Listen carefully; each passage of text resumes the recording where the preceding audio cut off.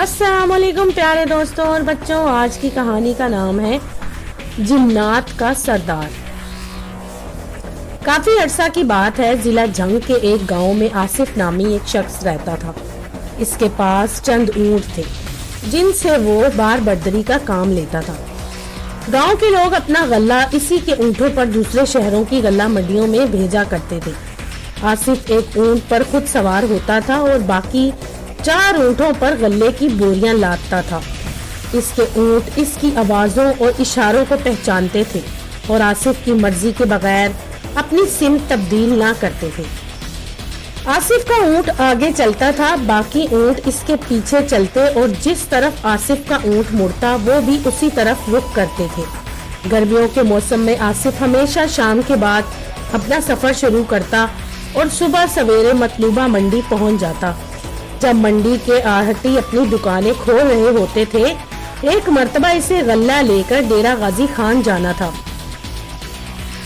सफर लंबा था, इसलिए वो शाम से पहले ही ऊँटों को लेकर रवाना हो गया। जब वो तौनसा बिराज के पुल पर पहुंचा तो शाम का अंधेरा फैल रहा था। इसने सफर जारी रखा और शहर से चंद किलोमीटर दूर ही रुक गया। चूंकि शहर की गल्ला मंडी में इसे सुबह पहुंचना था, इसलिए इसने सोचा कि यहाँ आराम किया जाए और आधी रात के बाद आगे बढ़ना चाहिए ताकि वो मंडी खुलने से पहले शहर पहुंचे। सड़क के करीब ही सरसब्ज बाग था, इसमें काफी घास उगी हुई थी। आसिफ अपने ऊँटों से उतरा और ऊँटों को आजाद छोड़ दिया। फिर खुद एक जगह चादर बिछाकर इसने साथ लाया हुआ खाना खाया और खाने के बाद सो गया। आधी रात के वक्त इसकी आंख खुली तो इसने अपनी कलाई की घड़ी पर वक्त देखा। 12:30 बज चुके थे। इसने उठकर अपने ऊँटों को जमा किया और फिर इन्हें लेकर बाग से निकला। सड़क पर पहुंचा तो वहां एक खूबसूरत और नौजवान देहाती औरत खड़ी थी। अरे भाई ठहरो, इस औरत ने हाथ से आसिफ को रुकने का इशारा करते हुए कहा तो आसिफ ने ऊँट रोक लिए। क्या बात है बीबी? आसिफ ने पूछा। काफी देर से खड़ी हूँ लेकिन कोई वैगन या बस नहीं आ रही, मेहरबानी करके मुझे ऊँट पर बिठा लो। औरत ने इल्तिजा के अंदाज में कहा, मैं तो डेरा गाजी खान की गल्ला मंडी जा रहा हूँ, तुमने कहाँ जाना है? आसिफ ने पूछा। मैंने भी वहीं जाना है, मंडी के करीब ही मेरा घर है, मैं तुम्हें मुंह मांगा किराया दूंगी। औरत ने जल्दी से कहा। मगर बीबी तुम ऊँट पर कैसे बैठोगी? गिर गई तो फिर? आसिफ ने अजर करते हुए कहा, नहीं गिरूंगी, मैं बचपन में अपने बाप के साथ ऊँट पर सफर किया करती थी। औरत ने मुस्कुरा कर कहा। आसिफ शरीफ और रहमदिल जवान था, वो इनकार ना कर सका। इसने अपने ऊँट को जमीन पर बिठाया और इस औरत से बोला, चलो मेरे पीछे बैठ जाओ, गिरने लगो तो मुझे कमर से थाम लेना, तुम फिक्र मत करो, मैं तुम्हें पकड़ रखूंगी। औरत ने कहा। वो करीब आई और जैसे ही वो ऊँट पर बैठने लगी, ऊँट बिलबिलाने लगा। आसिफ समझ गया कि ऊँट खौफजदा हो रहा है। इसने ऊँट की गर्दन थपथपाई और इससे, हाँ डरो मत, डरो मत, ये औरत है, कोई और मखलूक नहीं, ये क्यों डर रहा है, मैं कोई चुड़ैल हूँ? औरत ने हंसकर कहा और आसिफ के पीछे जमकर बैठ गई। आसिफ ने ऊँट को हुश और ऊँट जमीन पर खड़ा हो गया तो इस अजनबी औरत ने दोनों हाथों में आसिफ की कमर थाम ली। गर्मी का मौसम था लेकिन आसिफ को महसूस हुआ कि इस औरत के हाथ बर्फ की मान सर्द थे और ये बड़ी हैरत की बात थी कि इतनी ज्यादा गर्मी में इस औरत के हाथ इंतहाई ठंडे थे। इसके अलावा वो इस औरत के जिस्म से तेज खुशबू आ रही थी। तुम्हारा नाम क्या है भाई? ऊँट वाले, कहाँ से आ रहे हो? चंद लम्हों बाद इस औरत ने आसिफ से सवाल किया। आसिफ ने इसे अपना और अपने गांव का नाम बताया और सामने से आने वाली बस की रोशनियां देखकर ऊँट को सड़क से हटा लिया। बस के गुजर जाने के बाद इसने ऊँटों को दोबारा सड़क के दरमियान कर लिया। सड़क सुनसान थी और हर तरफ तारीकी थी। सितारों की मध्यम रोशनी में ऊँट अपनी मखसूस रफ्तार से आगे बढ़ रहे थे। बीबी तुम कौन हो? اور اس وقت کیوں شہر جا رہی ہو؟ تمہارا گھر کہاں ہے؟ چند لمحوں بعد آصف نے عورت سے پوچھا، میرا نام بھاگن ہے اور میرا گھر اسی باغ جہاں سے تم چلے تھے کے پیچھے بستی میں ہے۔ وہ میرے باپ کا گھر ہے۔ میں اپنے بیمار باپ کی عیادت کے لیے آئی تھی، لیکن وقت کا اندازہ نہ ہو سکا اور آدھی رات ہو گئی۔ عورت نے بتایا، تو تم اکیلی رہتی ہو؟ کیا تمہارا شوہر نہیں ہے؟ اسے ساتھ لاتی۔ آصف نے کہا، تمہیں ڈر نہیں لگتا؟ نہیں تو میں مردوں سے زیادہ بہادر ہوں، بھاگن نے ہنس کر کہا۔ آصف کچھ نہ بولا، اس پر سستی طاری ہونے لگی تھی۔ شاید یہ اس خوشبو کا اثر تھا یا پھر بھاگن کے برفیلے ہاتھوں کی ٹھنڈک اس کے بدن میں سستی پیدا کر رہی تھی۔ آہستہ آہستہ اس کا دماغ ماؤس اور سر بوجھل ہوتا چلا گیا۔ اسے خیال آیا کہ اسے بھاگن سے گفتگو جاری رکھے تاکہ اس کی سستی دور ہو۔ اب تو اس کی آنکھیں بھی بند ہوتی جا رہی تھی اور خدشہ تھا کہ وہ اونٹ سے نیچے جا گرے گا۔ بھاگن بی بی، تمہارا شوہر کیا کام کرتا ہے؟ آصف نے بمشکل آنکھوں کو پھاڑتے ہوئے بھاگن سے پوچھا، لیکن بھاگن نے کوئی جواب نہ دیا اور اس کے بولنے کا انتظار کرتے ہوئے وہ نیند کی آغوش میں جا پہنچا۔ کچھ دیر کے بعد اس کی آنکھ کھلی تو وہ اونٹ پر بیٹھا تھا اور اونٹ چل رہا تھا۔ اس نے ادھر ادھر دیکھا تو ہر سو گہری تاریکی کا راز تھا۔ پھر اسے احساس ہوا کہ اس کی کمر پر بھاگن کے برفیلے ہاتھ موجود نہیں ہیں، تو وہ چونک پڑا۔ بھاگن بی بی، کیا میں سو گیا تھا؟ اس نے بھاگن سے پوچھا۔ بھاگن کی طرف سے کوئی جواب نہ ملا تو آصف نے پلٹ کر پیچھے دیکھا اور حیران رہ گیا۔ اونٹ پر بھاگن نہیں تھی۔ اوہ، کہیں راستے میں گر تو نہیں گئی؟ اسے خیال آیا۔ اس نے فوراً اونٹ کی نکیل کھینچی اور اونٹ رک گیا۔ آصف نے غور سے اندھیرے میں دیکھنے کی کوشش کی مگر کچھ نظر نہ آیا۔ وہ اونٹ سے اترا اور تب اسے اندازہ ہوا کہ وہ سڑک پر نہیں بلکہ کسی ہموار پتھریلے میدان میں ہے۔ اس نے حیران ہوتے ہوئے سامنے کی جانب اور دائیں بائیں دیکھا اور اس کی حیرت میں اضافہ ہوتا چلا گیا۔ وہ اس وقت ایک پہاڑی وادی میں تھا۔ سامنے کی طرف ایک بہت بلند پہاڑ تھا اور دائیں بائیں چھوٹی چھوٹی پہاڑیاں اور چٹانیں تھی۔ سامنے والے پہاڑ کی طرف سے اسے ایسی آواز آ رہی تھی جیسے بلندی سے ڈھیروں پانی نیچے گر رہا ہو۔ شاید وہ کوئی آبشار تھا۔ آصف کو پھر بھاگن بی بی کا خیال آیا کہ وہ کہاں غائب ہو گئی اور وہ اس پہاڑی علاقے میں کیسے پہنچا۔ اسے بھاگن کے برف کی مان سرد ہاتھ اور اس کے جسم سے اٹھنے والی تیز خوشبو یاد آئی تو اس کے ذہن پر ایک دم خوف طاری ہو گیا۔ اسے یقین ہونے لگا کہ بھاگن انسان نہیں بلکہ کوئی جن یا چڑیل تھی اور وہی اسے مدہوش کر کے ان پہاڑوں میں لائی تھی۔ آصف جانتا تھا کہ ڈیرہ غازی خان سے 150 کلومیٹر کے فاصلے پر پہاڑی علاقہ ہے جہاں مشہور ولی اللہ حضرت سخی سرکار کا دربار ہے۔ تو کیا میں اسی پہاڑی علاقے میں ہوں؟ اس کے دماغ میں سوال ابھرا۔ اس کے ساتھ ہی اس کا خوف بڑھتا گیا۔ وہ نہیں جانتا تھا کہ اس علاقے سے نکلنے کے لیے اسے کسی سمت میں جانا ہے۔ بچوں، پھر اس نے پلٹ کر باقی اونٹوں کو دیکھنا چاہا تو اونٹ نظر نہ آئے۔ وہ بے اختیار چیخ پڑا، ارے 4 اونٹ کہاں گئے؟ اس کے سواری والے اونٹ کے سوا تمام اونٹ غلے کی بوریوں سمیت غائب تھے۔ خوف اور پریشانی سے آصف کا سر چکرانے لگا کیونکہ غلہ گاؤں کے ایک چودھری کی امانت تھا جسے اس نے ڈیرہ غازی خان کے ایک آڑھاتی کے حوالے کرنا تھا اور اس سے غلے کی قیمت وصول کر کے واپس چودھری کو دینا تھی۔ وہ سوچنے لگا کہ اب وہ چودھری کو کہاں سے رقم ادا کرے گا۔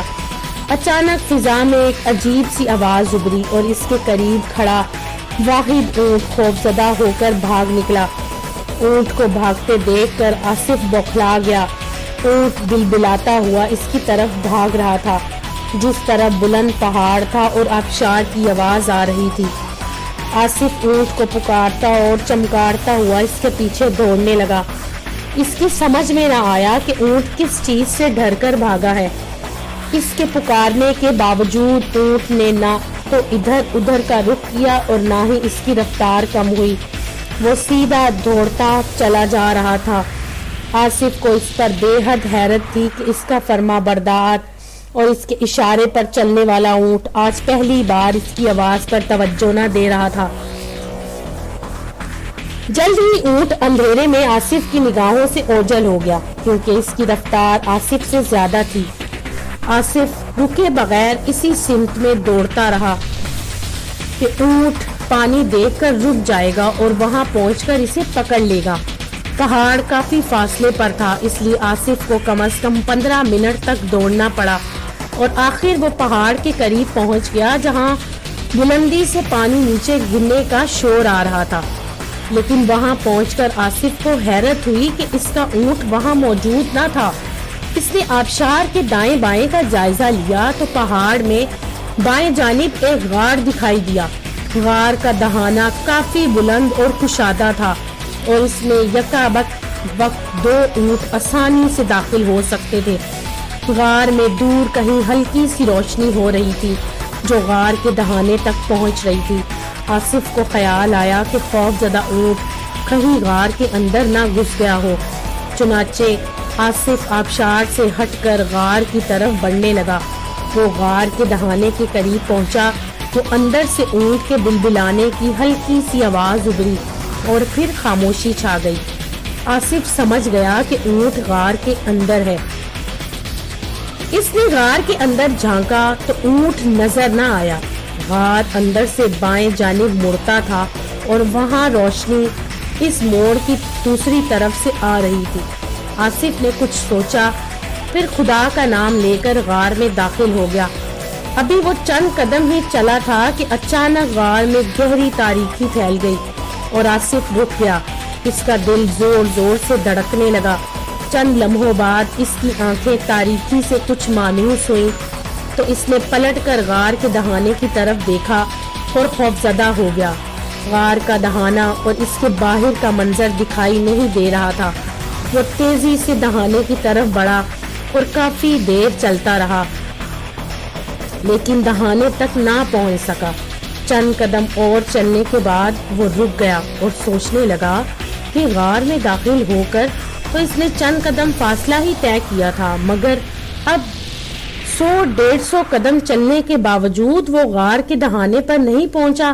کیوں؟ بچوں، غار میں ایک ہلکی سی آواز گونجنے لگی، وہی آواز جسے سن کر اس کا اونٹ بھاگا تھا، مگر اب وہ آواز مسلسل اس کے کانوں کے قریب آتی جا رہی تھی۔ آصف نے پلٹ کر غار کے اندرونی حصے کی طرف دیکھا اور خوف سے اس کا جسم کانپنے لگا۔ اس طرف چند گز کے فاصلے پر 2 بڑی بڑی اور سرخ آنکھیں دکھائی دے رہی تھی۔ وہ آنکھیں بے حد خوفناک تھی۔ عجیب سی آواز انہی آنکھوں کی طرف سے آ رہی تھی۔ آصف، تمہیں سردار کی اجازت کے بغیر ہماری بستی میں داخل ہونے کی جرت کیسے کی؟ اچانک ایک خوفزدہ آواز غار میں گونجی اور آصف دہشت زدہ ہو کر رہ گیا۔ میرا اونٹ اور اس سے زیادہ بول نہ سکا۔ تمہارا اونٹ سردار کھا گیا ہے۔ تم نے اندر آ کر بہت بڑا جرم کیا ہے۔ آنکھوں کی طرف سے غضبناک آواز آئی۔ یہ سن کر آصف کی خوف سے ٹانگیں کانپنے لگیں۔ سردار کون ہے؟ اس کی بامشکل آواز نکلی۔ پکڑ اٹھ، جن ہمارا سردار ہے۔ چلو سردار کے پاس، تمہیں وہیں سزا ملے گی۔ آنکھوں کی طرف سے آواز آئی۔ پکڑاٹ، جن کا نام سن کر آصف کا دہشت کی شدت سے سانس رکنے لگا۔ وہ سمجھ گیا کہ غار میں جنات کی بستی ہے اور بستی کا سردار پکڑاٹ جن ہے جو اس کا اونٹ کھا گیا ہے۔ یہ سوچ کر جنات اسے بھی کھا جائیں گے۔ آصف پر بے ہوشی طاری ہو گئی۔ آصف کو ہوش آیا تو وہ اسی غار کے فرش پر پڑا تھا۔ اس نے ڈرتے ڈرتے ادھر ادھر دیکھا تو خوفناک آنکھیں غائب تھی اور وہاں وہی ہلکی ہلکی روشنی تھی جو موڑ کی طرف سے آ رہی تھی۔ پھر اس نے غار کے دہانے کی طرف دیکھا تو دہانے کی جگہ دیوار نظر آ رہی تھی۔ وہ خوف سے کانپتا ہوا اٹھ ہی تھا کہ اچانک اسے شور سنائی دیا۔ وہ شور ایسا تھا جیسے بہت سے لوگ بول رہے ہوں اور وہ آوازیں موڑ کی طرف سے آ رہی تھی۔ آصف پھر دہانے کی طرف بڑھا मगर इसी लम्हे पीछे से इसे किसी ने पकड़कर इतने जोर से खींचा कि वो चीखता हुआ बिश्त के पल गिरता चला गया। दूसरे ही लम्हे इसके इर्द गिर्द रोशनी फैल गई। इसने चौंक कर इधर उधर देखा तो वहां एक भयानक चेहरे वाला भेड़िया खड़ा से खूनखार निगाहों से देख रहा था। इस भेड़िए के पीछे इसके ऊंट का ढांचा पड़ा था। ऊंट का सिर्फ चेहरा सलामत था, बाकी जिस्म पर गोश्त का जर्रा भी मौजूद न था। आसिफ, क्या तुम अपने ऊंट लेने आए हो? भेड़िए के मुंह से इंसानी आवाज निकली। तुम कौन हो? आसिफ ने दहशत से हकलाते हुए कहा। पकड़ाट जिन, तुम यहाँ कैसे पहुंचे? भेड़िए ने कहा, और इसका नाम सुनकर आसिफ के औस्तान फतह होने लगे। पता नहीं, मैं भागन के साथ सफर कर रहा था, आसिफ ने बामुश्किल कहा। इसका खौफ से गला खुश्क हो गया। समझ गया, वो रोजाना मेरे लिए शिकार करके लाती है।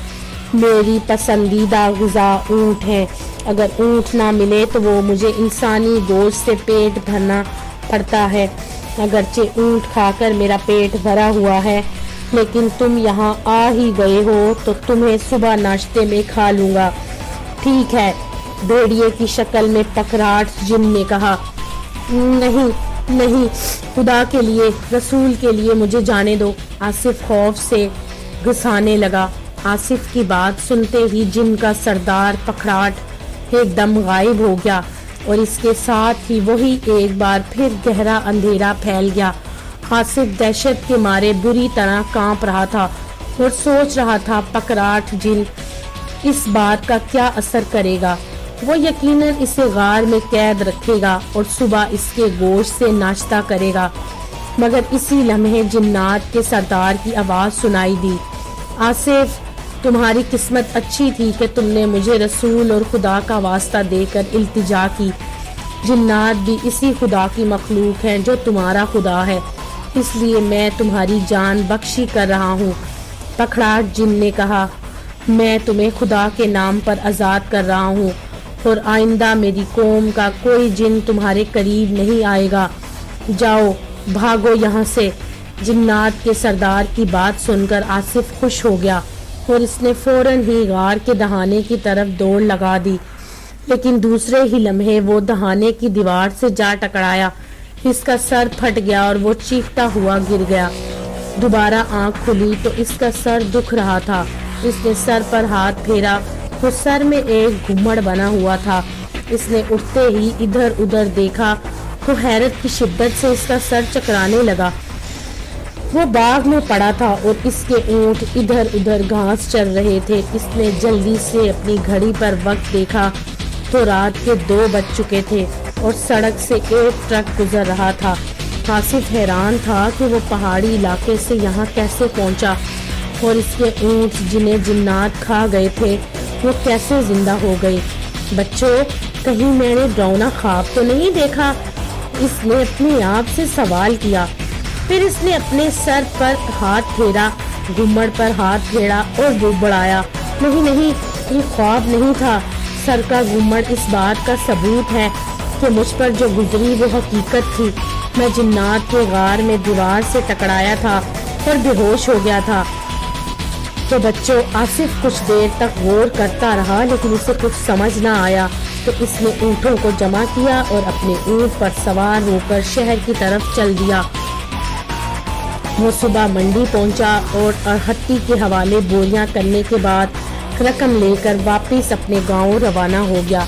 तो दोस्तों, अगर आपको मेरी ये कहानी पसंद आई तो मेरे चैनल को लाइक और सब्सक्राइब जरूर कीजिएगा।